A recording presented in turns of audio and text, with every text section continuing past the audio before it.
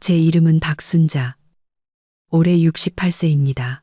사람들은 이 나이의 여성은 자식들의 봉양을 받으며 편안하게 쉬며 살아야 한다고 말하지만 사실은 엄마가 되어보지 않은 사람만이 노인의 삶이 그리 단순하다고 생각할 뿐입니다. 저는 골목 끝에 있는 낡은 단독주택에서 혼자 살고 있습니다.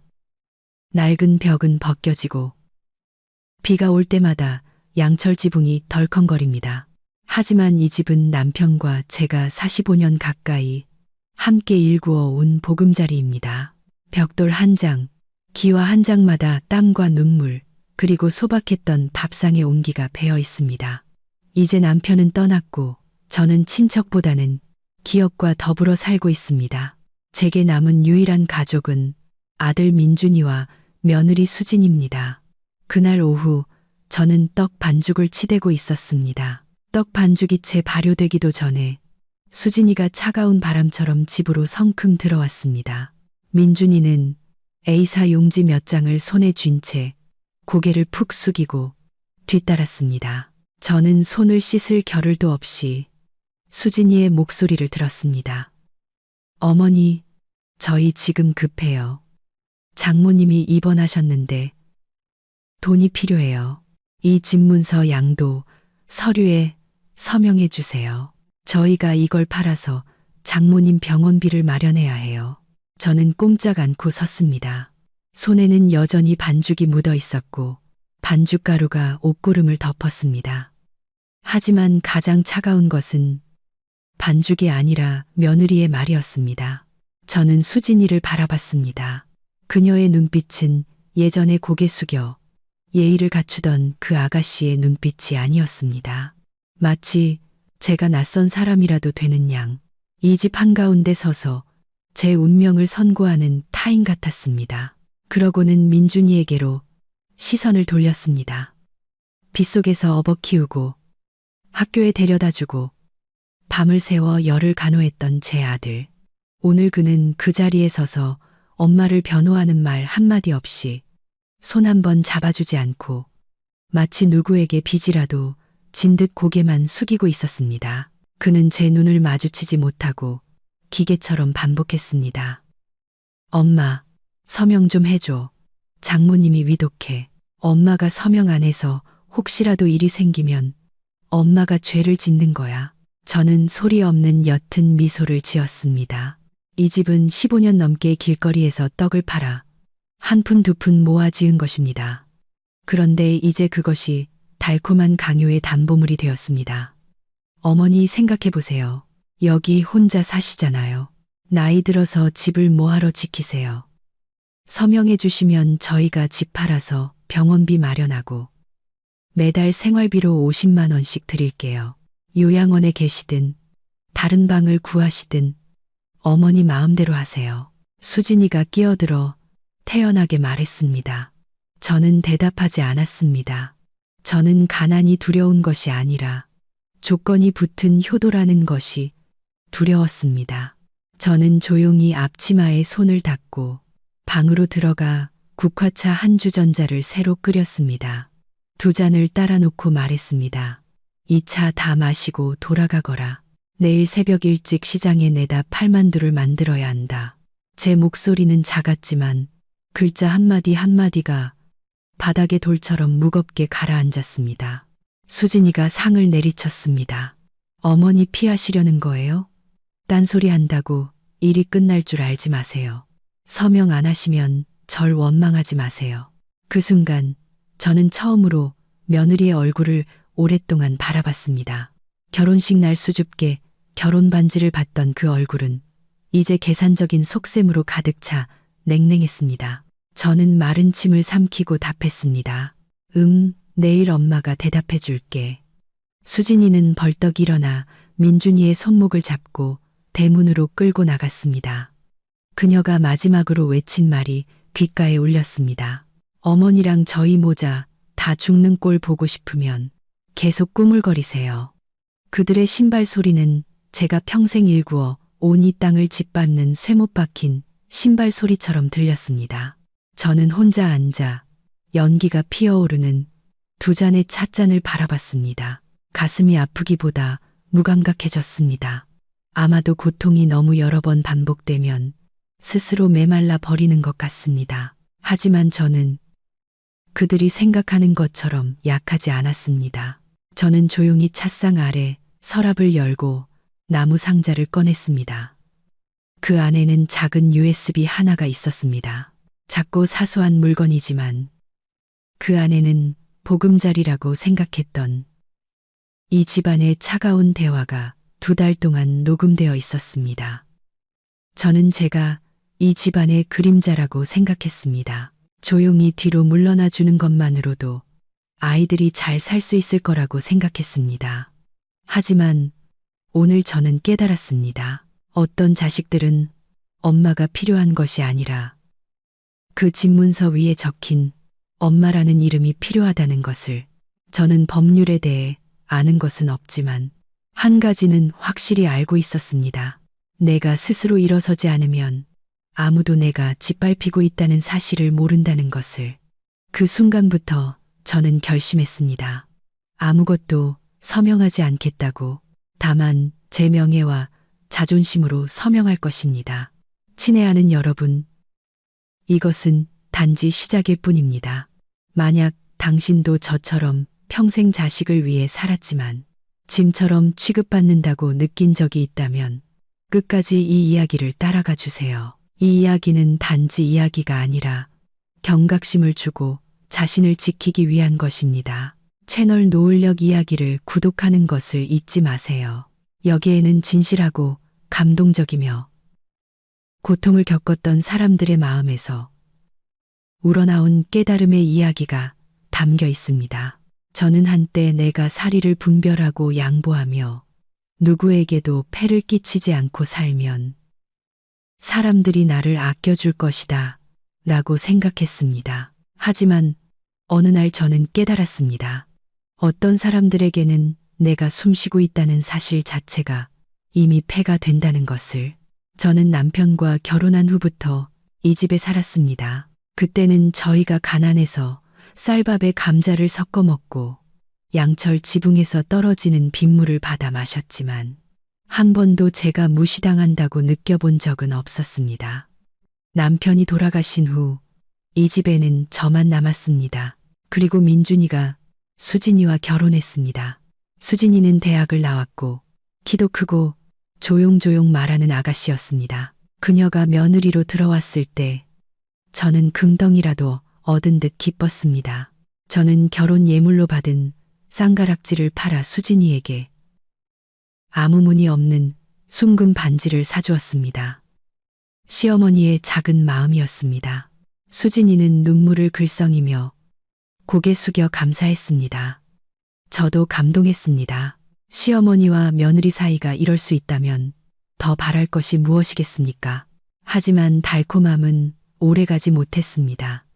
결혼 후 첫 식사로 저는 민준이가 좋아하는 갈치조림을 만들었습니다. 장작불 부엌에서 직접 만들고 제 마음처럼 진하게 간을 맞춘 음식이었습니다.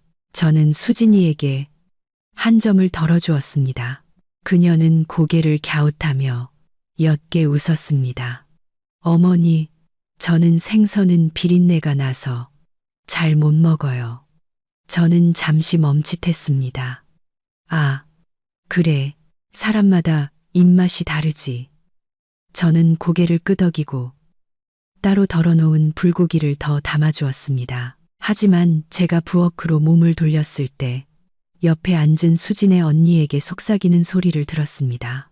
엄마가 그랬는데 국물 진한 음식은 먹지 말라고. 그리고 물파스 냄새가 나면 머리가 아프다고. 저는 못 들은 척했지만 손이 떨렸습니다.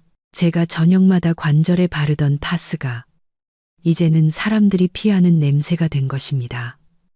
그날 밤 저는 파스를 장롱 깊숙이 치웠습니다. 저는 스스로에게 괜찮다. 내가 늙었으니 애들만 사이좋게 잘 살면 되지라고 말했습니다. 하지만 물파스 냄새는 제가 초대받지 않은 연주회의 서곡에 불과할 줄은 몰랐습니다. 또 다른 날 집에 손님이 찾아왔습니다.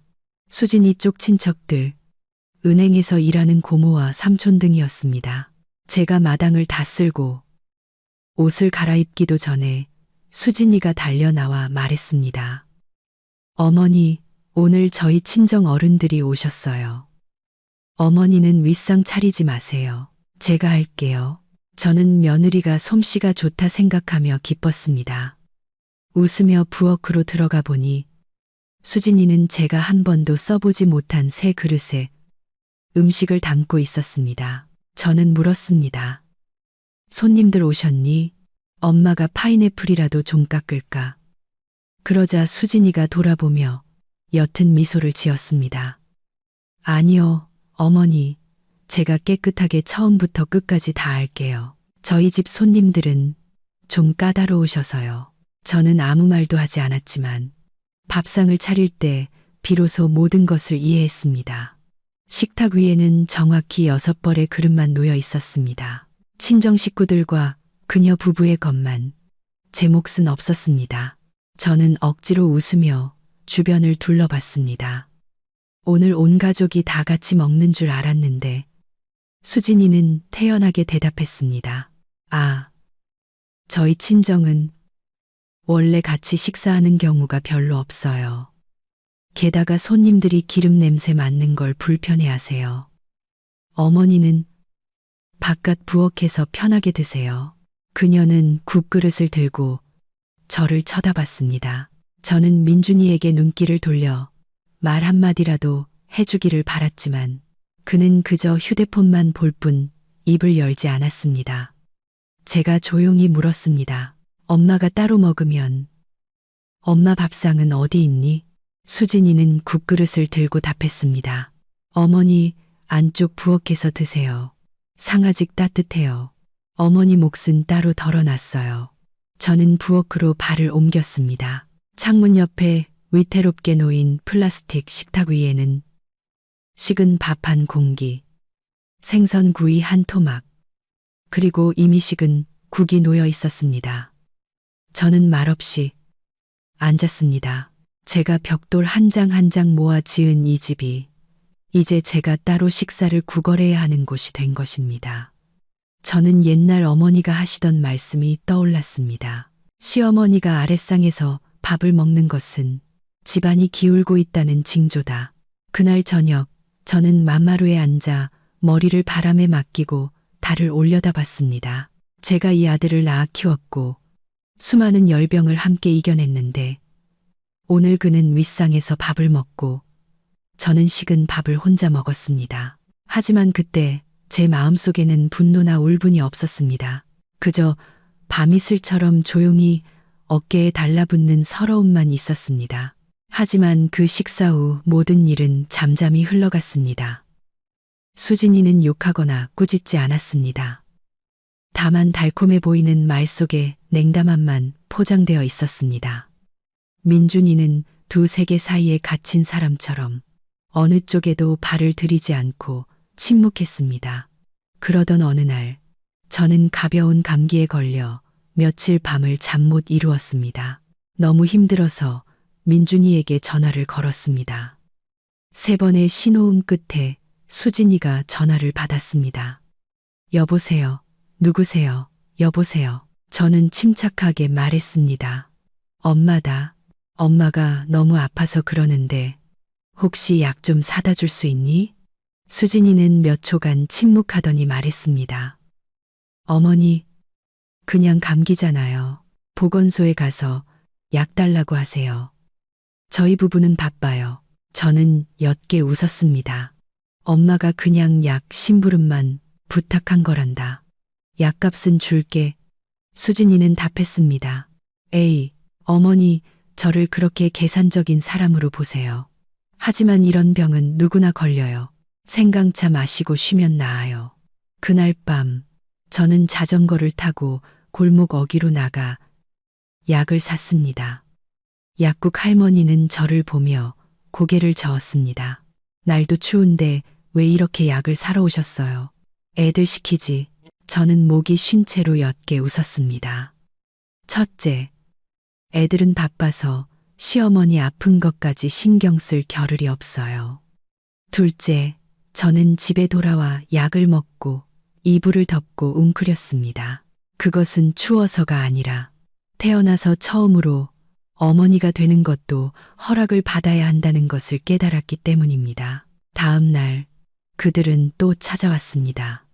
이번에는 집을 팔려는 것이 아니라 장모님 병원비에 쓰기 위해 집문서를 일시적으로 담보로 잡는 것이라고 했습니다. 명의 이전도 안 하고 아무것도 안 할 테니 걱정 말라고 했습니다. 저는 민준이를 바라봤습니다. 그는 당황하며 작은 목소리로 말했습니다. 엄마 서명해줘. 우리 너무 힘들어. 하지만 저는 아무 말도 하지 않았습니다. 저는 방으로 들어가 서랍을 열고 제가 미리 준비해둔 코팅된 집문서 사본을 꺼냈습니다. 저는 그것을 수진이에게 건네며 한마디를 덧붙였습니다. 그래, 엄마도 늙었으니 너희들이 옳다고 생각하는 대로 하렴. 수진이는 기뻐하며 그것을 낚아채듯 받아들고는 대충 훑어본 후 말했습니다. 네, 어머니, 감사해요. 우선 이걸 제출해서 자리만 잡아 놓을게요. 원본이 필요하면 그때 다시 올게요. 저는 고개를 끄덕였습니다. 하지만 제 마음속으로는 알고 있었습니다. 그 복사본은 아무런 법적 가치가 없다는 것을. 하지만 그것은 제가 한때 제 자식이라고 생각했던 사람들의 진짜 얼굴을 확인하는 데는 충분했습니다. 집문서 사본을 건넨 지 일주일 후 수진이가 다시 찾아왔습니다. 이번에는 혼자였습니다. 전처럼 서두르거나 가식적인 표정도 없었습니다. 그녀는 집으로 들어와 마치 자기 집처럼 돌계단 의자에 털썩 앉았습니다. 어머니, 저는 팻마루에서 채소를 다듬고 있었습니다. 손에 물기가 묻어 있었습니다. 수진이가 억지로 웃으며 주변을 한 바퀴 둘러봤습니다. 어머니, 서류는 다 됐어요. 저희가 은행에 다 제출했고 내일이면 대출금이 나올 거예요. 저는 가볍게 고개를 끄덕이며 아무것도 묻지 않았습니다. 저는 그 복사본이 그저 길바닥의 종이에 불과하며 은행이 그것을 받았다는 것은 눈먼 믿음으로 받은 것이거나 아니면 그녀가 서류를 위조했다는 뜻임을 알고 있었습니다. 수진이는 물 한 모금을 마시고는 저를 곁눈질했습니다. 어머니, 장모님, 안부 전화 한 통도 안 하세요? 장모님 건강해지셔서 오늘 아침에 퇴원하셨어요. 저는 몸을 완전히 돌려 그녀를 똑바로 바라봤습니다. 그래, 그럼 지난번에는 왜 의사가 위급해서 당장 수술해야 한다고 했니? 수진이는 마치 아이가 넘어진 이야기를 하듯 어깨를 으쓱하며 가볍게 말했습니다. 의사요? 장모님은 그냥 가벼운 위염이셨어요. 약 처방받아 드시면 돼요. 근데 연세가 많으셔서 엄살이 심하시니까 저희가 너무 걱정돼서 큰일 난 줄 알았죠. 저는 의자에 앉아 찻잔 받침을 꽉 쥐었습니다. 그러니까 너희들이 와서 나한테 서명해달라고 애원하던 그날, 너희들은 일부러 모든 것을 과장했다는 말이니? 그녀는 피식 웃었지만 그 웃음 속에는 어떤 숨겨진 의도가 있었습니다. 어머니, 그렇게 심하게 말씀하지 마세요. 상황을 이용해서 일을 처리하려고 했을 뿐이죠. 아무도 죽은 사람은 없잖아요. 저는 그녀의 눈을 똑바로 바라봤습니다. 소리치거나 반응하지 않았습니다. 저는 그 아무도 죽지 않았다는 말 뒤에 얼마나 많은 인간성이 남아있는지 보고 싶었을 뿐입니다. 저는 천천히 물었습니다.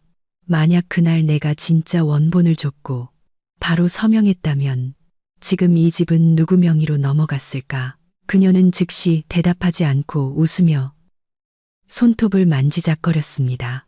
어머니는 저희를 너무 과소평가하시는 것 같아요. 아무리 그래도 어머니는 제 시어머니신데 설마 그 정도까지는 아니겠죠. 저는 대답하지 않았지만 마음속으로는 아주 느린 한숨을 쉬었습니다. 어떤 사람들은 아기를 감추기 위해 달콤한 척하고 어떤 사람들은 자신이 실제로 아무도 죽이지 않았기 때문에 스스로를 선량하다고 믿습니다. 수진이는 일어섰고 핸드백을 잡고는 무심하게 마당을 바라봤습니다. 문을 나서기 전에 그녀는 다시 돌아보며 말했습니다. 어머니, 걱정 마세요. 저희가 어머니 몫은 챙겨뒀어요. 나중에 집 팔면 노후 자금으로 좀 드릴게요. 혼자 사시면서 이런 낡은 집을 지키는 것도 행복은 아니잖아요. 그렇죠, 어머니. 저는 대답하지 않고 무궁화 울타리 뒤로 사라지는 그녀의 뒷모습만 바라봤습니다. 그 발걸음은 며느리의 발걸음이 아니라 자신이 소유하지 않은 땅의 면적을 계산하는 사람의 발걸음이었습니다. 저는 그녀가 상에 두고 간 서류를 집어들었습니다. 복잡한 약관이 깨알같이 적힌 대출 계약서였습니다. 제 짐작대로였습니다.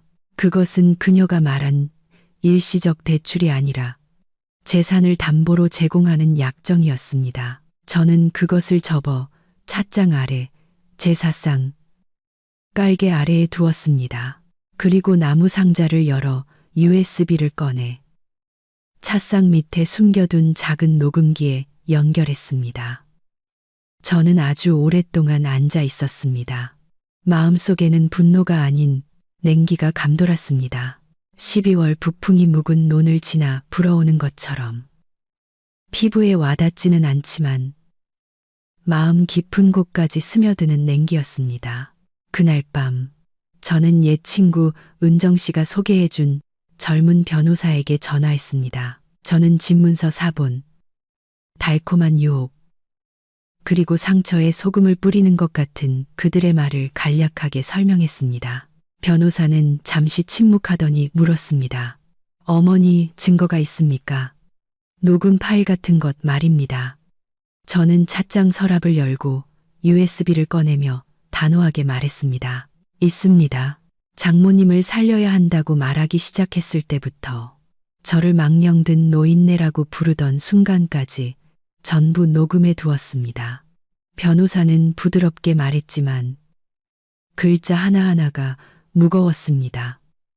잘하셨습니다. 사기를 당하기 전에 미리 준비하는 어르신은 정말 드뭅니다. 어머니가 동의하시면 제가 거래정지 신청을 하고 필요하다면 주민센터에 통지하여 양 당사자 간의 화해를 요청할 수도 있습니다. 저는 물었습니다.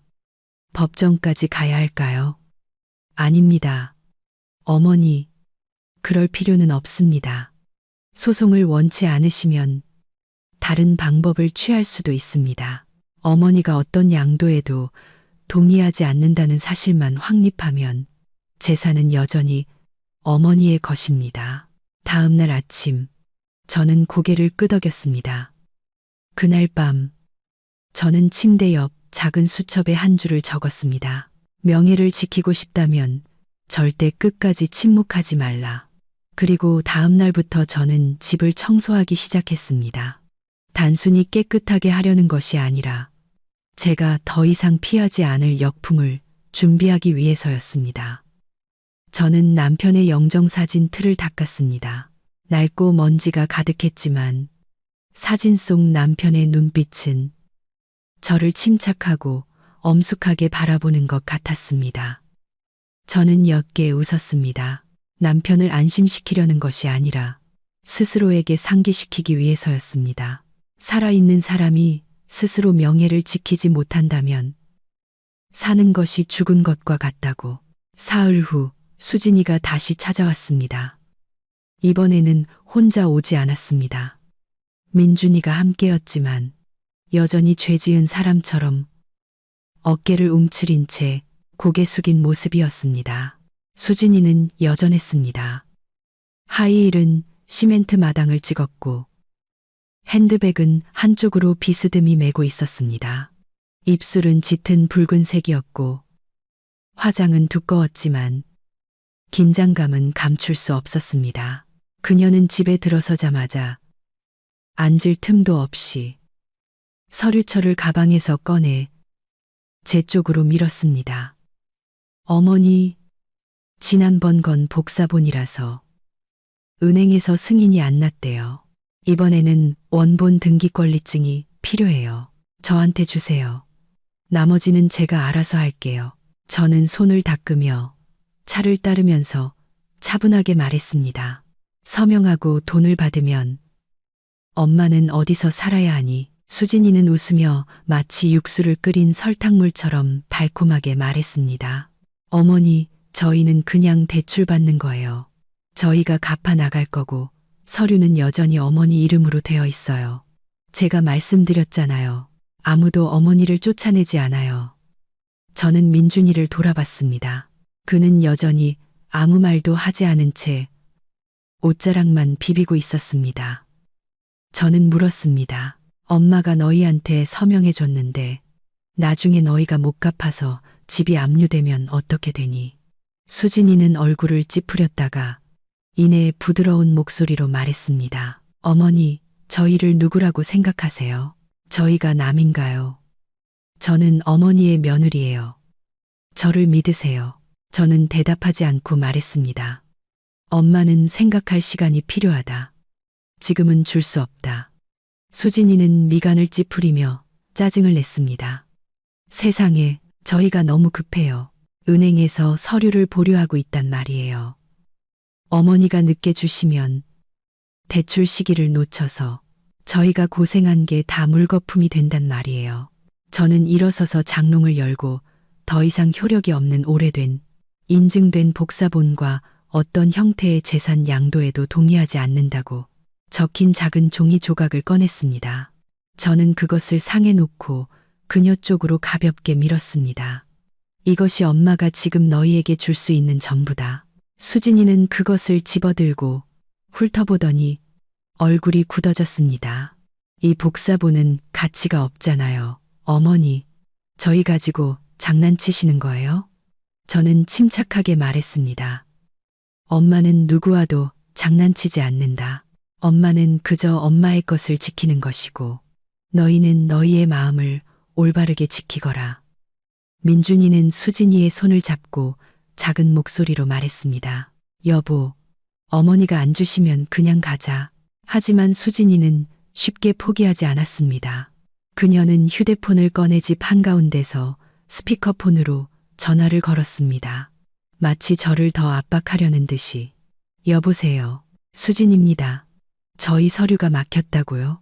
은행에서 원본 등기 권리증을 요구한다고요. 복사본은 안 된다고요. 명의자에게 보충 서명을 해달라고 하세요. 안 그러면 대출 시기를 놓쳐요. 저는 낡은 스웨터에 박히는 바늘처럼 그 말 한마디 한마디를 들었습니다. 민준이가 수진이의 팔을 살짝 잡아당기며 속삭였습니다. 엄마가 다 들었잖아. 하지만 수진이는 무심했습니다. 그녀는 전화를 끊고 저를 향해 돌아서며 말했습니다. 어머니, 정말 저희가 필요한데 집을 뭐하러 지키세요? 저희가 어머니 돈 한 푼이라도 뺐나요? 나중에 집 팔면 생활비를 드릴 텐데 어머니는 걱정하실 필요 없어요. 하지만 저는 여전히 앉아 있었습니다.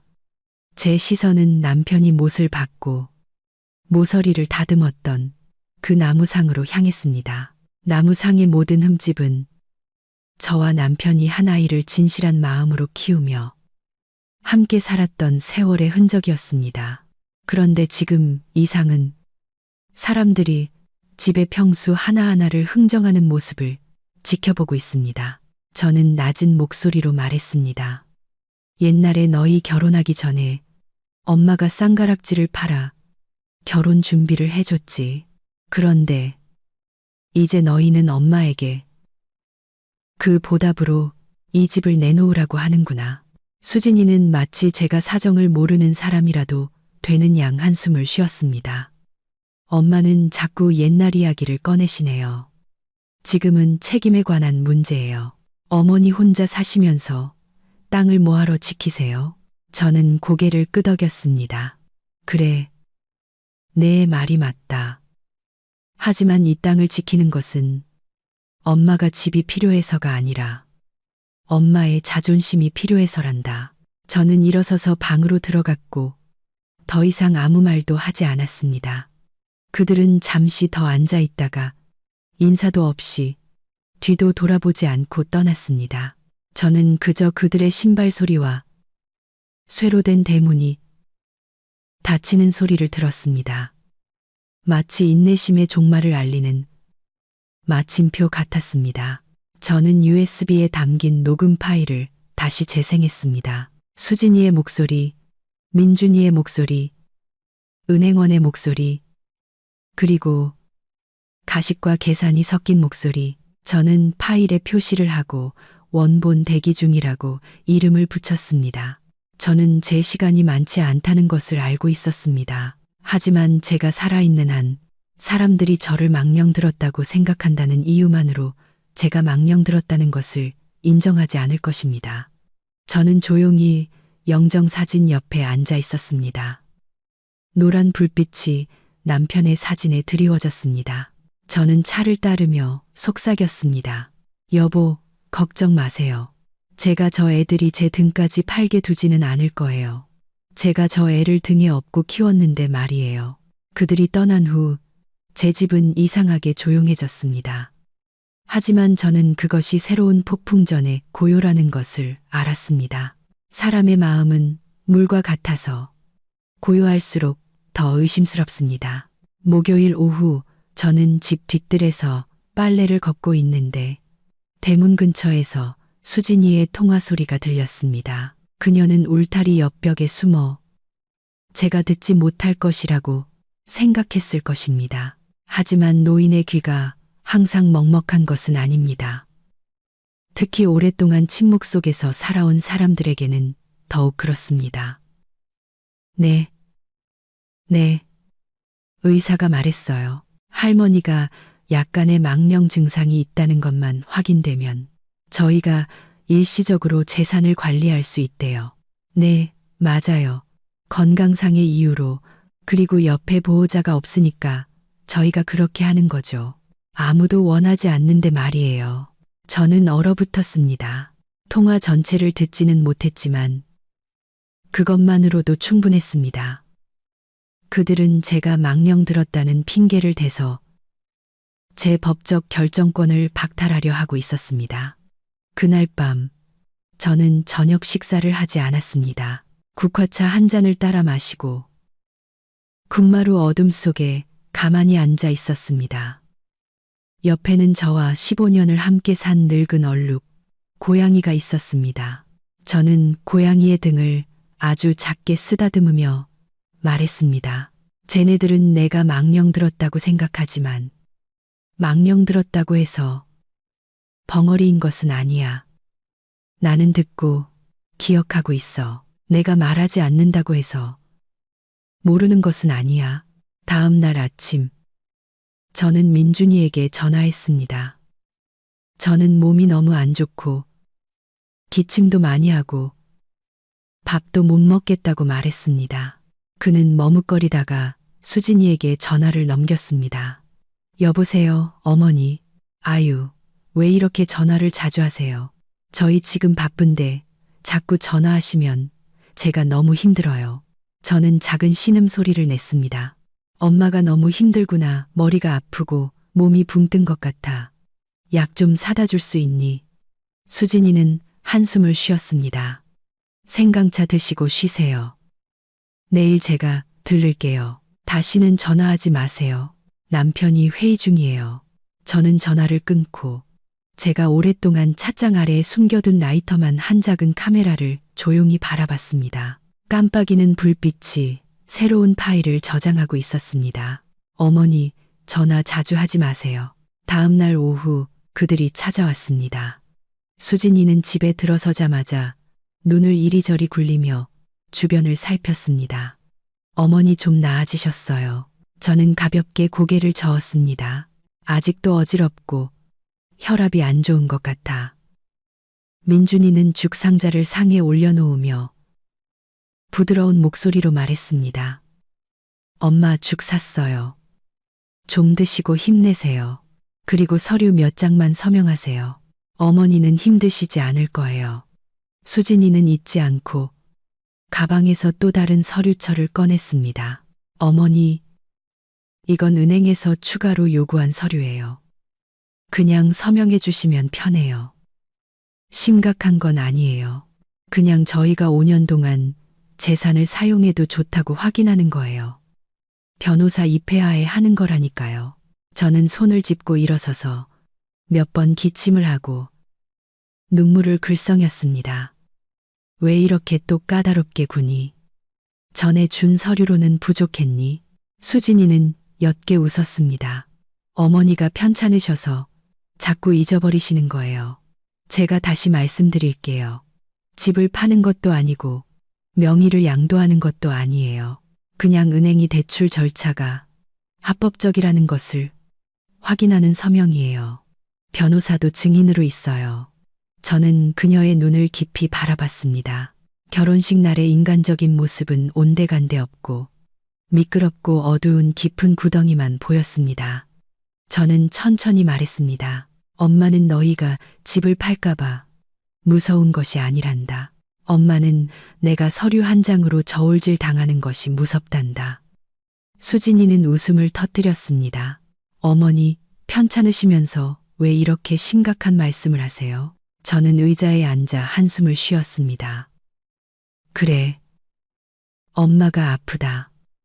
엄마는 서명할 기운이 없어. 내일 할게. 수진이의 눈빛이 어두워지고 미간이 살짝 찡그려졌습니다. 그녀는 상을 몇 번 두드렸습니다. 자꾸 미루시면 안 돼요.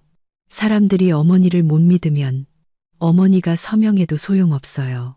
민준이가 끼어들었습니다. 여보, 내일 어머니 건강해지시면 하자. 수진이는 침묵했지만 문을 나서는 순간 저는 그녀가 중얼거리는 소리를 들었습니다. 이런 식이면 그냥 행위 무능력자 신청을 해야겠어. 저는 어둠 속에서 등 뒤로 주먹을 꽉 쥐었습니다. 카메라는 여전히 불을 밝히고 있었습니다. 이제 저는 서류철을 펼쳐보았습니다.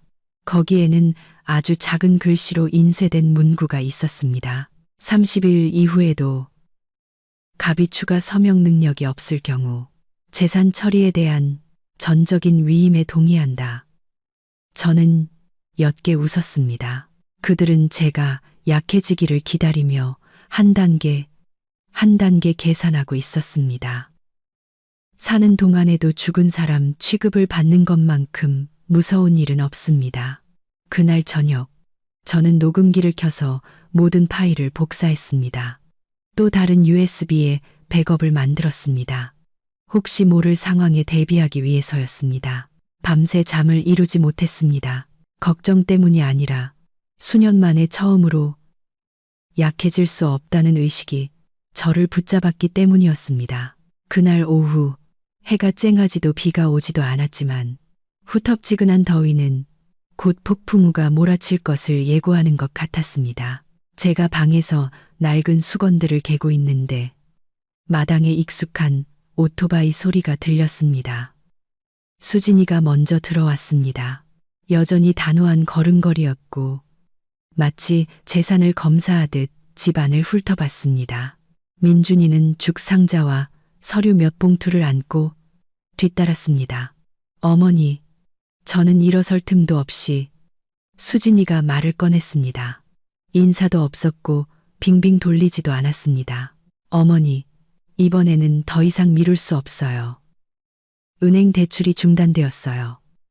원본 등기 권리증을 주세요. 바로 서명해야 해요. 제가 모든 것을 처리할게요. 저는 간신히 몸을 일으켰습니다. 많이 누워 있어서 허리가 아팠습니다. 오늘 민준이는 죽 상자를 상에 놓고 말했습니다. 엄마, 죽 좀 드시고 기운 내세요. 그리고 서류 몇 장만 서명하면 돼요. 어머니는 힘드시지 않을 거예요. 저는 죽 상자와 두 자식을 바라봤습니다. 죽은 따뜻했지만 그들의 눈빛은 차가웠습니다. 저는 작게 물었습니다. 서명하고 나면 엄마는 어디서 살아야 하니? 수진이는 마치 대본을 외운 것처럼 즉시 대답했습니다. 어머니는 여기서 그대로 사시는 거예요. 서류는 여전히 어머니 명의예요. 제가 말씀드렸잖아요.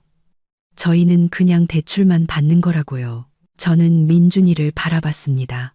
그는 제 눈을 피했고 손에 든 물컵을 떨고 있었습니다. 저는 부드럽게 말했습니다.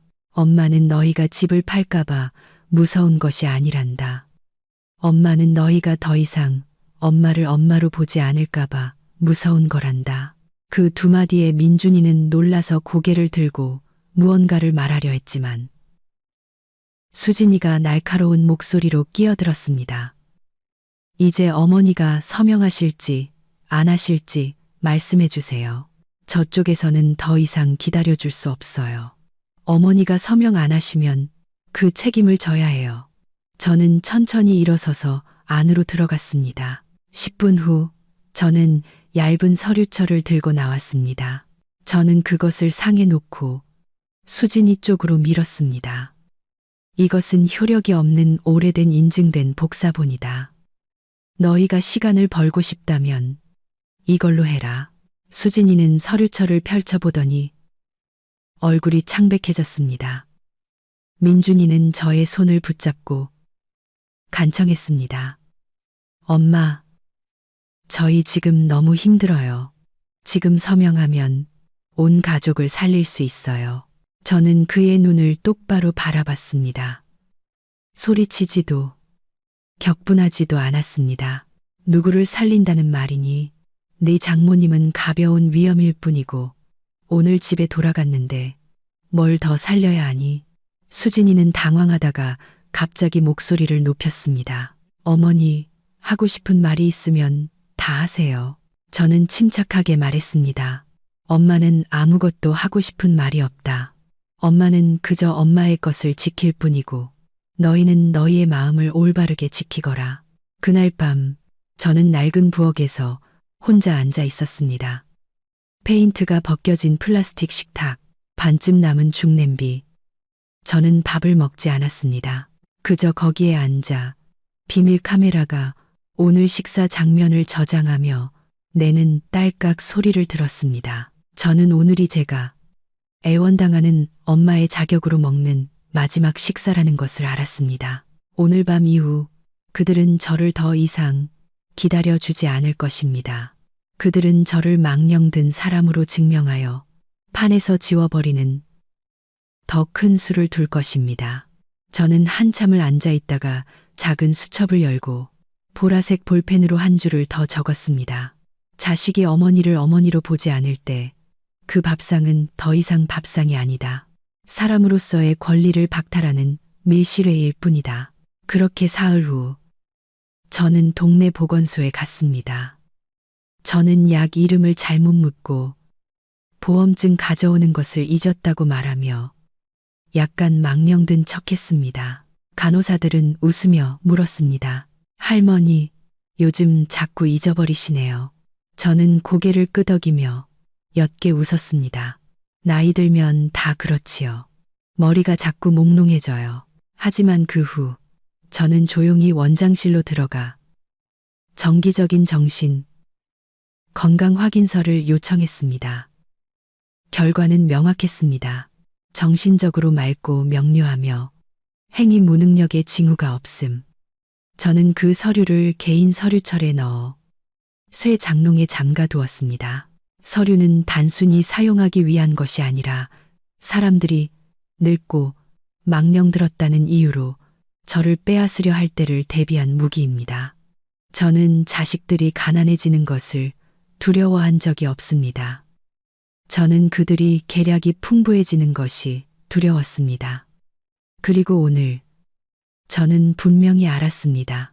저는 더 이상 엄마가 아니라 카드일 뿐이고 그들은 제가 잘못된 카드를 뽑아 결정타를 날릴 때를 기다리고 있다는 것을. 하지만 제가 그들이 원하는 대로 하게 두지 않을 것입니다. 그들이 밖의 가족을 위한다는 이유로 저를 서명하도록 강요한 것을 제가 아직 똑똑히 기억하는 한 말입니다.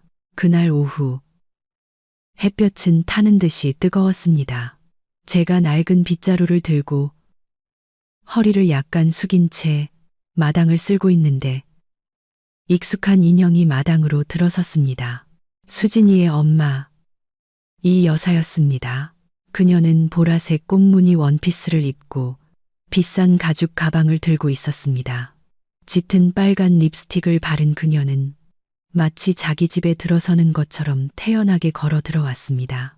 저는 고개를 들어 그녀에게 인사했습니다. 어서 오세요. 그녀는 옅게 웃으며 말했습니다. 순자 씨, 시간이 나서 잠깐 들렀어요. 애들한테 집 문제로 좀 망설이신다고 들어서요. 제가 위로해 드리려고요. 저는 도래자를 가리키며 앉으라고 권했습니다. 그녀는 가방을 상에 내려놓고 주변을 한번 훑어보더니 단호하게 말했습니다. 집이 옛날식이네요. 순자 씨, 소박하면서도 운치 있네요. 그런데 이렇게 혼자 사시면 너무 외롭잖아요. 이 집을 뭐하러 그렇게 고생해서 지켜요. 저는 차를 따르며 차분하게 말했습니다. 여기서 수십 년을 살아서 익숙해요. 그러자 그녀는 차를 받아 한 모금 마시더니 저를 바라봤습니다. 그녀의 눈빛은 더욱 진지해졌습니다.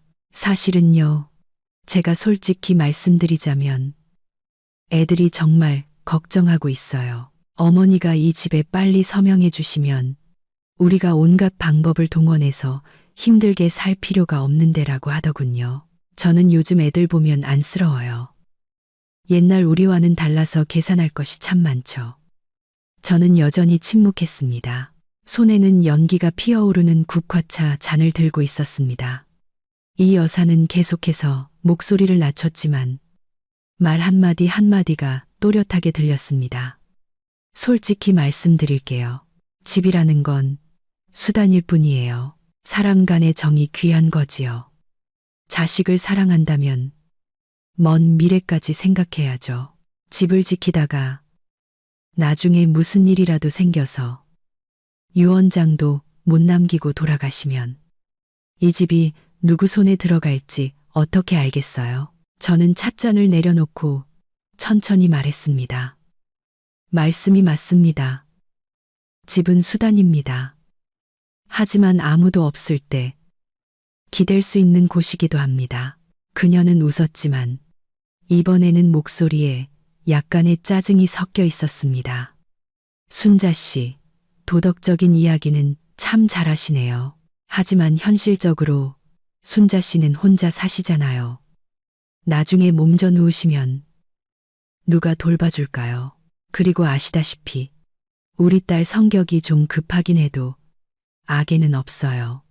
그저 노인들이 고집이 세서 걱정하는 거예요. 저는 그녀의 눈을 똑바로 바라봤습니다. 저는 젊은 사람들이 과도하게 친절한 척하는 것이 더 무섭습니다. 하지만 그 말에 분위기가 가라앉았습니다. 이 여사는 허벅지에 손을 얹고 한숨을 쉬었습니다. 저도 그저 엄마의 마음으로 자식들을 위하는 마음뿐이에요. 이 집을 민준이 명의로 해두면 아이들이 안정적으로 살 곳을 마련하고 대출을 안 받아도 될 텐데요. 그리고 순자 씨도 얼마나 더 사시겠어요. 저는 입술을 깨물었습니다. 마음은 살짝 흔들렸지만 표정은 변하지 않았습니다. 저는 물었습니다. 제 손주요? 걔가 저를 한 번이라도 할머니라고 불렀던가요? 아니면 너무 어려서 벌써 다른 식으로 부르도록 배웠나요? 이 여사는 어깨를 으쓱하며 옅게 웃었습니다. 에이, 그거야 사소한 일이죠. 키우다 보면 자연스레 부를 거예요. 저는 고개를 숙여 목소리를 낮췄습니다. 맞는 말씀이 많습니다. 하지만 저도 솔직히 말씀드릴게요. 저는 집이 아까운 것이 아니라 마음이 아깝습니다. 그런데 명의를 이전해야 할 재산 목록에는 마음이라는 것은 포함되지 않은 것 같더군요. 이 여사는 몇 초 동안 침묵하더니 더 이상 대화를 길게 끌고 싶지 않은 듯 일어서서 옷매무새를 다듬었습니다. 더 이상 길게 말하고 싶지 않네요. 순자 씨, 다시 한번 생각해 보세요. 나중에 일이 잘못되면 사돈 관계가 끊어지는 것을 넘어 남들에게 비웃음을 살까봐 걱정돼서 그래요. 저는 가볍게 고개를 끄덕였습니다. 네, 저를 걱정해 주셔서 고맙습니다. 하지만 저는 평생 남에게 비웃음 당하지 않고 살았습니다. 그리고 누가 저에게 울라고 가르치게 두지도 않을 것입니다. 이 여사가 떠난 후 마당은 텅 비었습니다. 저는 찻잔과 주전자를 씻고 행주를 빨랫줄에 걸었습니다. 저녁 바람이 칸마루를 스쳐 지나갔습니다. 잔 밑바닥에 남아있는 국화차 향기가 따뜻함을 머금고 올라왔습니다. 저는 팻마루에 앉아 색이 바랜 양철 지붕을 올려다봤습니다. 저는 이제 곧 다가올 싸움이 서명하느냐 마느냐의 문제가 아니라 신뢰의 문제라는 것을 분명히 알았습니다. 신뢰가 무너진 후에는 모든 서명이 합법적인 덫일 뿐입니다. 그날 밤 저는 침대에 누워 잠을 이루지 못했습니다. 남편이 생각났습니다. 남편이 마당에 깔 벽돌을 사러 저를 태우고 갔던 날이 떠올랐습니다. 그는 큰 집은 필요 없고 우리 집이면 되고 엄마라고 부르는 소리만 있으면 따뜻하다고 말했습니다. 이제 집은 그대로 있지만 그 부름은 더 이상 진심이 아니었습니다. 저는 평소보다 일찍 일어났습니다. 새벽에는 아직 서리가 차가웠고 해는 채 뜨지 않았습니다. 늙은 얼룩, 고양이는 구석의 낡은 담요 속에서 몸을 웅크리고 있었습니다. 저는 서류철을 깔끔하게 정리하여 천 가방에 넣고 삿갓을 쓰고 집을 나섰습니다. 도착한 곳은 공증사무소였습니다. 제가 수년 동안 말없이 지나치기만 했고 언젠가 제가 발을 들여놓으리라고는 생각지 못했던 곳이었습니다. 하지만 이번에는 서류를 공증받으러 온 것이 아니라 계략을 막기 위해 온 것이었습니다. 저는 서류철을 창구 직원에게 내려놓았습니다. 그녀는 제 나이와 신청서를 보더니 고개를 들어 조용히 물었습니다. 재산 거래 정지 문서를 등록하고 싶으신가요? 저는 고개를 끄덕였습니다. 이 재산이 신뢰를 이용하여 악용되고 있어서 권리 이전을 거부한다는 것을 확립하고 싶습니다. 그녀는 약간 놀랐지만 더 이상 묻지 않았습니다. 그녀는 신청서를 받고 제 신분증을 복사한 후 저에게 확인 서명을 하도록 안내했습니다.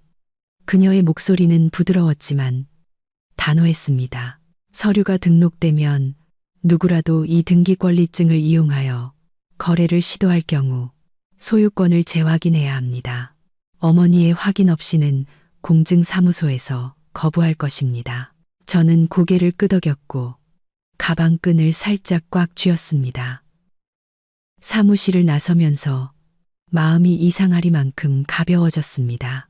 제가 이겨서가 아니라 처음으로 눈물이 아닌 법으로 저 자신을 지켜냈기 때문이었습니다. 엄마, 그날 정오 수진이에게 전화가 왔습니다. 그녀의 목소리는 더 이상 달콤하지 않고 짜증이 섞여 있었습니다. 엄마, 은행에서 서류가 막혔다고 연락이 왔어요. 이게 어떻게 된 일이에요? 누가 그런 거예요? 저는 물 한 모금을 마시며 차분하게 말했습니다. 엄마가 했다.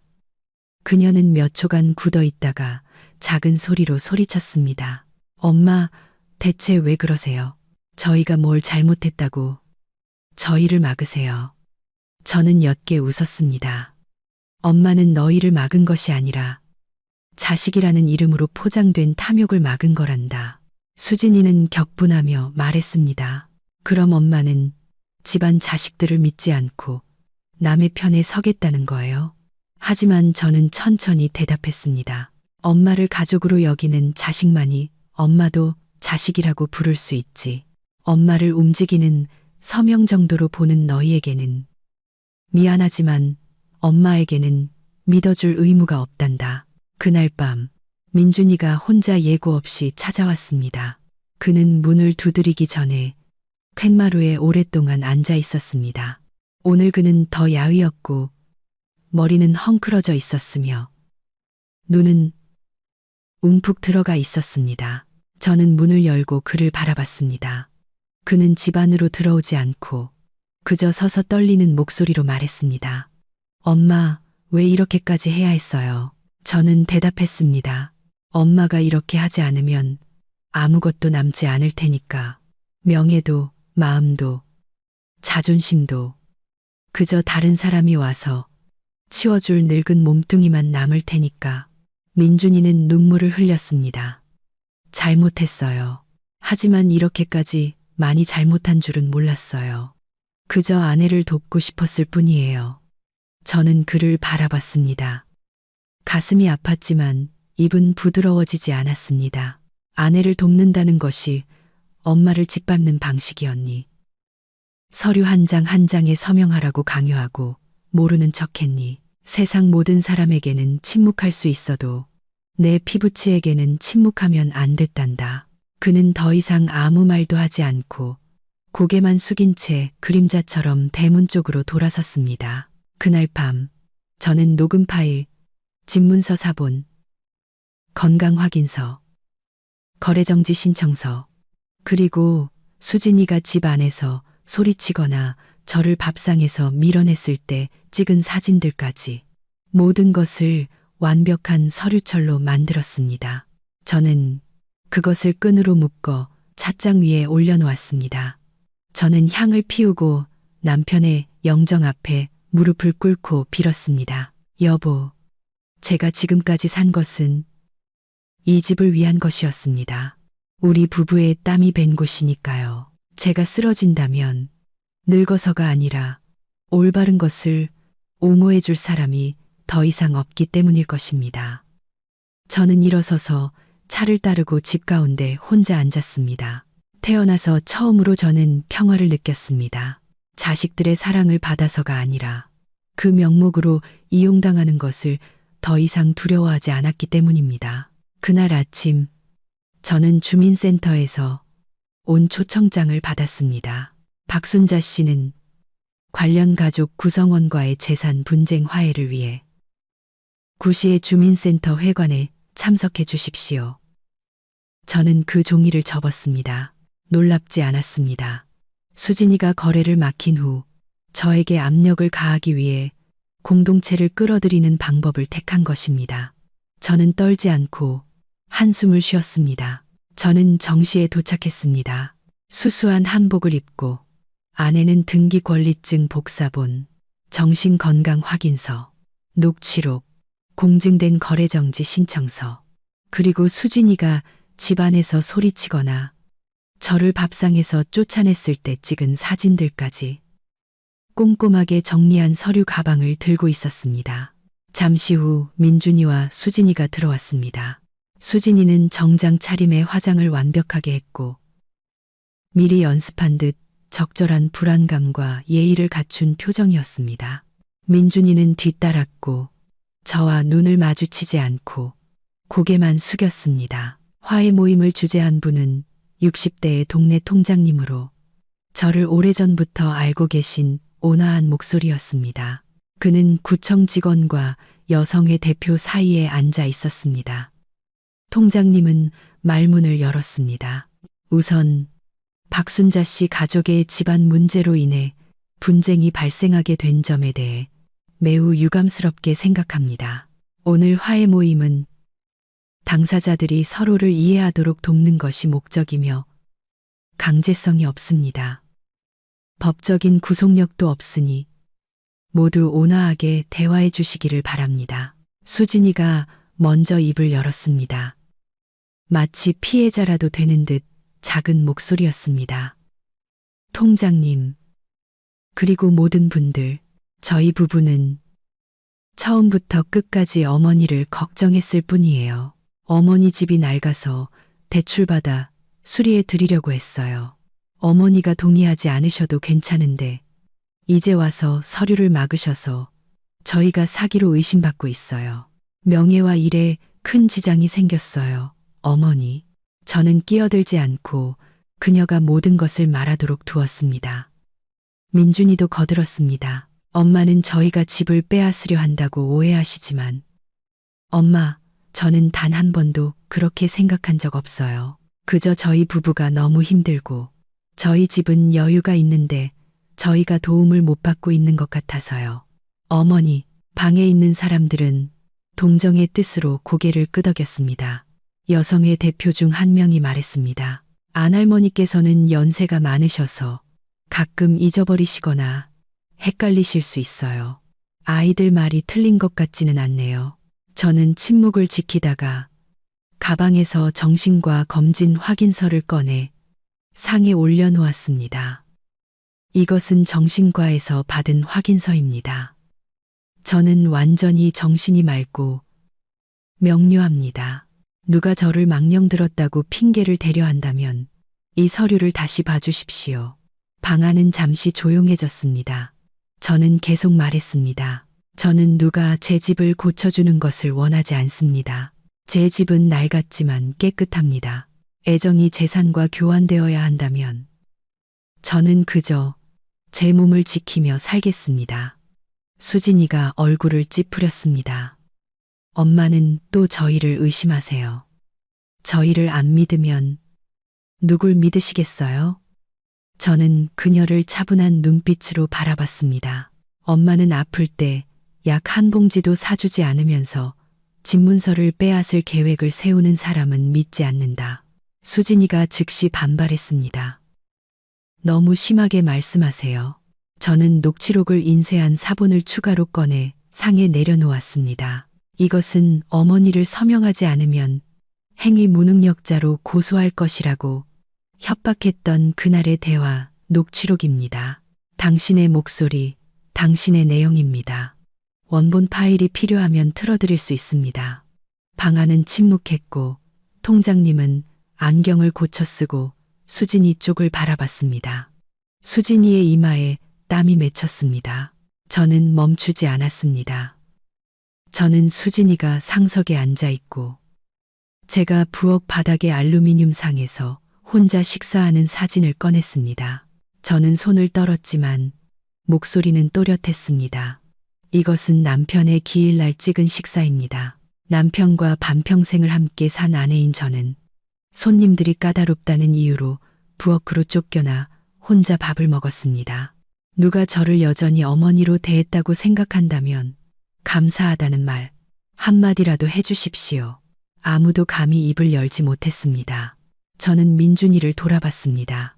내 안에 피 한 방울이라도 남아있다면 엄마가 15년 동안 혼자 살면서 누구에게도 비난받지 않고 살았는데 이제 내 친아들이 앞장서서 엄마의 것을 빼앗으려 하는 것을 보고도 엄마가 계속 침묵해야 하니. 민준이는 고개를 푹 숙였습니다. 저는 그의 눈물이 떨어지는 것을 봤지만 마음이 약해지지 않았습니다. 그 눈물은 너무 늦었기 때문입니다. 통장님은 이마를 문지르며 말했습니다. 박순자 씨 말이 맞습니다. 순자 씨는 재산을 지킬 권리가 있습니다. 자식들은 돌아가서 다시 생각해 보세요. 저희는 이렇게 화해를 돕기만 할 뿐 서류 문제에 간섭할 수는 없습니다. 박 할머니가 동의하지 않으면 모든 거래는 무효입니다. 수진이는 분노하며 일어섰습니다. 그래요. 어머니가 저희를 조금이라도 사랑한다고 생각한 것이 잘못이었네요. 그녀는 뒤돌아섰고 하이힐 소리가 시멘트 바닥에 차갑게 울려 퍼졌습니다. 민준이는 천천히 일어섰고 저를 바라봤습니다. 그의 눈은 깊은 후회로 가득했습니다. 엄마, 용서하세요. 아내를 지키지도 못하고 엄마마저 잃었어요. 저는 대답하지 않고 손에 쥔 사진을 꽉 움켜쥐었습니다. 하지만 그 화해 모임은 합의서 없이 끝났지만 저에게는 그것이 양심의 법정이었습니다. 모든 것이 진실의 빛에 의해 발가 벗겨진 곳이었습니다. 소리치거나 감옥에 갈 필요는 없었지만 평생 수치심을 느끼게 하기에 충분했습니다. 화해 모임 후 제 작은 집은 이상할 정도로 조용해졌습니다. 대문 앞에 오토바이 소리도 가식적인 인사도 값싼 위로의 표시로 상에 던져진 식은 죽 상자도 더 이상 없었습니다. 저는 낡은 집 한가운데 혼자 앉아 있었습니다. 앞에는 국화차 잔이 있었고 옆에는 낡은 갈색 가죽 수첩이 있었습니다. 저는 그 안에 눈물을 흘렸지만 아무도 보지 못한 모든 기억들을 적어 두었습니다. 텅 빈 밥그릇처럼 꽉 찬 것처럼 보이지만 속은 텅 빈 엄마라는 부름이었습니다. 저는 모든 것이 끝난 것이 아니라는 것을 알았습니다. 폭풍 후의 침묵은 평화가 아니라 더 조용하고 더 위험한 다음 파도를 예고하는 것이었습니다. 하지만 이번에는 제가 수동적으로 기다리지 않을 것입니다. 일주일 후, 저는 집에서 6km 떨어진 법률사무소에 갔습니다. 저는 모든 서류를 들고 갔습니다. 심지어 민준이가 아이들에게 조금씩 나누어 주어 싸우지 않게 하라며 저에게 반년 전에 찢어버리라고 권유했던 낡은 유언장 사본까지도 포함해서 말입니다. 변호사는 30대 초반의 젊은 여성이었고 안경을 썼으며 차분하게 말했습니다.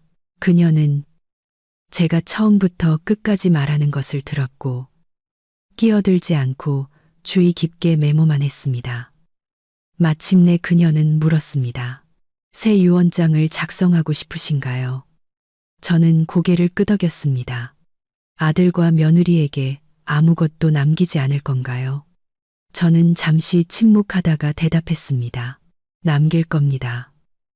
하지만 재산이 아닙니다. 저는 그들에게 마지막 교훈을 남길 것입니다. 하지만 새 유언장에는 이 집이 제가 사망한 후 고아원이나 외로운 노인들을 위한 시설로 사용될 수 있도록 자선단체의 소유권이 이전된다고 명시했습니다.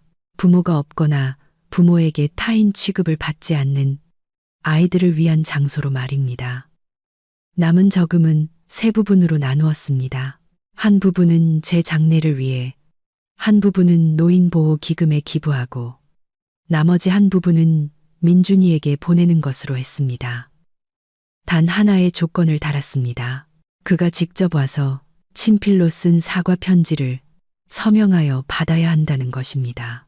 수진이의 이름은 유언장에 언급되지 않았습니다. 저는 원망하지 않았습니다. 단지 얽매이고 싶지 않았을 뿐입니다. 변호사는 그것을 보고 약간 놀란 눈빛이었습니다. 어머니, 정말 이렇게 결정하실 건가요? 저는 1초의 망설임도 없이 고개를 끄덕였습니다. 제가 죽어서도 저 애들이 서로 다투게 둔다면 그것은 제가 제 평생을 비극을 사는데 쓴 것과 다름없습니다. 오늘 저는 일을 마친 후 집으로 돌아와 남편의 제사상을 다시 정리했습니다. 찻잔을 닦고 새 향을 피웠습니다. 저는 남편에게 모든 것을 이야기했습니다. 말 한마디 한마디를. 저는 남편이 반대하지 않을 것을 알았습니다. 그는 의를 중시하고 깨끗하게 살았으며 죽어서도 마음이 깨끗하기를 원했습니다. 저녁 바람이 창문을 통해 집으로 불어왔을 때 저는 마당을 내다봤습니다. 낡은 벽돌 위에 황금빛 햇살이 흩뿌려져 있었고 이름 없는 상처처럼 먼지가 공중에 떠다녔습니다. 오늘 저는 혼잣말을 했습니다. 이 집은 결국 가장 필요로 하는 사람들의 보금자리가 될 것이다. 자식들의 마음을 시험하는 장소가 아니라. 다음 날, 저는 가장 친한 동년배 친구인 옆집 옥자 할머니를 찾아갔습니다.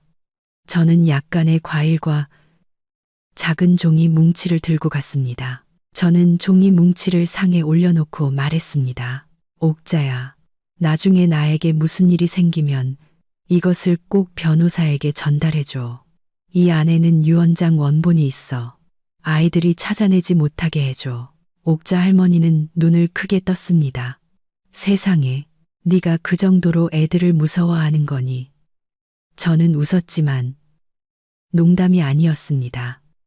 나는 애들을 무서워하는 것이 아니야. 나는 내가 현명하게 살고 어리석게 죽는 것을 원하지 않을 뿐이야.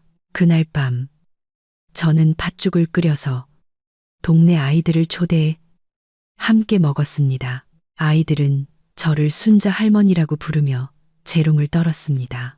한 아이가 심지어 장난으로 말했습니다. 할머니처럼 큰 집에 사시는데 저희가 친손주면 걱정 없겠네요. 저는 웃었습니다. 응. 하지만 할머니 손주들은 할머니를 더 이상 할머니라고 생각하지 않아. 저는 슬프지 않았습니다. 오히려 마음이 가벼워졌습니다. 저는 가족의 정이 혈연에 있는 것이 아니라 이용할 것이 없을 때 사람들이 서로를 대하는 방식에 있다는 것을 이해했기 때문입니다.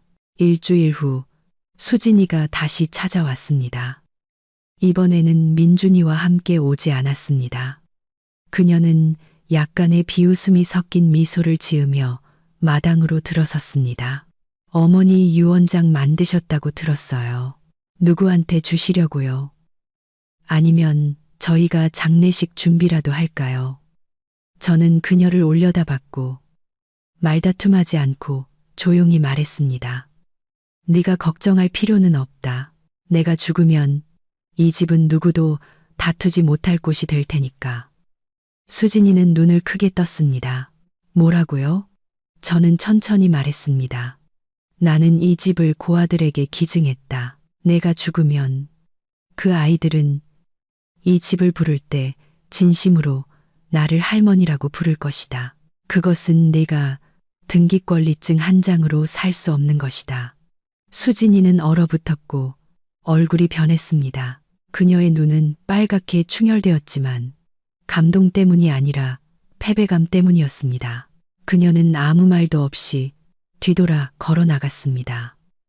저는 그녀를 바라봤습니다. 기쁘지도 슬프지도 않았습니다. 그저 마지막 원이 닫혔다는 느낌뿐이었습니다. 장마가 일찍 찾아왔습니다. 초여름 비는 낡은 기와 지붕에 남아있던 먼지를 씻어내리는 것 같았습니다. 뒷마당 바나나 잎에 고인 물은 차갑고 맑았습니다. 마치 하늘과 땅도 가슴 아픈 모든 것을 씻어내고 싶어 하는 것 같았습니다. 저는 얇은 스웨터를 걸치고 따뜻한 차 한 잔을 손에 든 채 한마루에 앉아 있었습니다. 집은 여전했지만 사람들의 마음은 여러 번 변했습니다. 지붕에 떨어지는 빗방울 소리 하나하나가 기억을 가볍게 두드리는 것 같았습니다. 제 마음속은 물론 바깥 세상에서도 지나간 폭풍 우의 계절을 상기시켜 주었습니다. 유언장 사건 이후 모든 것이 잠잠해졌습니다. 아무도 더 이상 압력을 가하러 오지 않았고 전화도 오지 않았습니다. 원래 사람 적던 집은 텅 비었지만 저는 외롭지 않았습니다. 사실 외로움은 사람이 부족해서 생기는 것이 아니라 진심이 부족해서 생기는 것입니다. 그리고 저는 이미 사람들의 마음을 꿰뚫어 보았습니다. 저는 집안 구석구석을 다시 정리했습니다. 낡은 서랍장, 부엌의 소금 단지, 세월 속에 색이 바랜 몇 장의 옛 사진. 어떤 사진은 너무 얇아서 찢어질까봐 조심스럽게 닦아야 했습니다. 그것은 결혼 초의 저와 남편 사진이었습니다. 우리의 얼굴은 뒷마당 야자수 숲 사이에서 환하게 빛나고 있었습니다. 저는 남편의 얼굴을 만지며 혼잣말했습니다. 여보, 나 이제 우리 집을 떠날 준비가 됐어요. 포기해서가 아니라 우리를 위해 마지막 남은 명예를 지키기 위해서예요. 옥자 할머니가 놀러 왔습니다. 그녀는 텃밭에서 딴 근대와 오이 몇 개를 가져왔습니다. 그녀는 팻마루에 앉아 채소를 다듬으며 조용히 속삭였습니다. 순자야, 후회 안 하니? 바깥 사람들은 내가 너무 심하게 한다고 보던데. 저는 미소를 지었습니다. 옥자야, 심하든 안 심하든 중요하지 않아. 중요한 것은 내 마음이 온전하다는 거야. 이 나이까지 살았는데 남들에게 늙은 엄마라는 두 글자로 이끌려 다니지 않을 거야. 옥자 할머니는 한숨을 쉬었습니다. 정말 네가 대단하다. 나도 안타깝다. 저 애들이 너를 진심으로 사랑했더라면 이 집이 지금처럼 짐이 되지 않았을 텐데. 저는 고개를 끄덕였습니다. 응, 하지만 괜찮아. 이 집은 결국 진심으로 머물고 싶어하는 사람들의 것이 될 거야. 하지만 동네 아이들은 여전히 놀러 왔습니다. 그들은 저를 순자 할머니라고 불렀고 저에게 이야기를 해달라고 조르고 팥죽을 먹고 공기놀이를 했습니다. 한 아이가 물었습니다. 할머니, 나중에 할머니 돌아가시면 저희 이 집에 못 들어와요. 저는 웃으며 아이의 머리를 쓰다듬었습니다. 아니, 들어올 수 있어. 할머니가 이 집을 아무도 안아주지 않는 아이들을 위한 보금자리가 되게 해달라고 했단다. 그러니 너희 마음이 진심이라면 할머니 집은 언제나 열려 있을 거야. 아이들은 그 뜻을 완전히 이해하지 못했지만 그들의 눈은 빛났습니다. 저는 문득 제 마음도 밝아지는 것을 느꼈습니다. 때로는 한평생을 자신에게 합당하지 않은 사람들을 용서하는 방법을 배우는 데 써야 하지만 때로는 순수한 말 한마디만으로도 인생이 여전히 살만하다는 것을 깨닫게 됩니다. 그날 밤 저는 남편 꿈을 꾸었습니다. 꿈속에서 남편은 흰 한복을 입고 마당에 앉아 부채를 붙이고 있었습니다. 제가 나가서 여보 라고 부르자 그는 고개를 들고 웃었습니다. 여보, 잘했어요. 내가 당신을 오랫동안 기다렸어요. 저는 놀랐습니다. 슬픔인지 기쁨인지 알 수 없었지만 눈물이 베개를 적셨습니다. 저는 죽음이 두렵지 않았습니다. 제가 두려웠던 것은 죽어서도 마지막 순간까지 이용당하는 물건처럼 취급받는 것이었습니다. 이제 저는 안심했습니다. 다음 날 아침, 저는 익은 파파야를 따고 쑥갓잎을 잘라 아이들에게 나눠줄 팥죽을 끓이려고 했습니다. 껍질을 깎고 있는데 대문 밖에서 익숙한 오토바이 소리가 들렸습니다. 급하게 브레이크 밟는 소리, 그리고 익숙한 발걸음 소리. 민준이었습니다. 그는 낡은 셔츠를 입고 있었고 몸은 더 말랐으며 눈은 움푹 들어가 있었습니다. 저는 고개를 들었습니다. 채 말하기도 전에 그는 아침 햇살이 비치는 마당 한가운데 무릎을 꿇었습니다. 그의 목소리는 막혔습니다. 엄마, 용서해 주세요. 제가 잘못했어요. 제가 눈이 멀어서 엄마를 잃었어요. 저는 놀라서 굳어진 것이 아니라 너무 오랫동안 기다려 거의 들을 수 없을 것이라고 믿었던 그 말을 들었기 때문이었습니다. 그는 주머니에서 종이 한 장을 꺼냈습니다. 유언장의 조건대로 친필로 쓴 사과 편지였습니다. 저는 그것을 집어들었고 눈이 떨리고 심장이 옥죄는 것을 느꼈습니다. 저는 단어 하나하나를 읽었습니다. 후회로 밤을 지새운 이야기, 아이가 우는 것을 보면서 갑자기 엄마가 없다는 공허함을 느꼈던 순간들. 저는 울지 않았습니다. 그저 그의 어깨에 손을 얹고 말했습니다. 일어나거라. 엄마는 용서한다. 하지만 명심해라. 잃어버린 재산은 되찾을 수 있지만 한 번 땅에 떨어진 가족의 정은 주워도 진흙이 묻어 있다는 것을. 민준이는 고개를 끄덕였고 그의 눈물이 바닥에 떨어져 어젯밤 비에 젖었던 흔적에 스며들었습니다.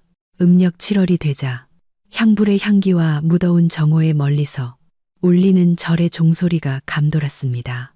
저는 갈색 한복을 입고 인생의 마지막 구간을 걷는 것처럼 천천히 마당을 걸었습니다.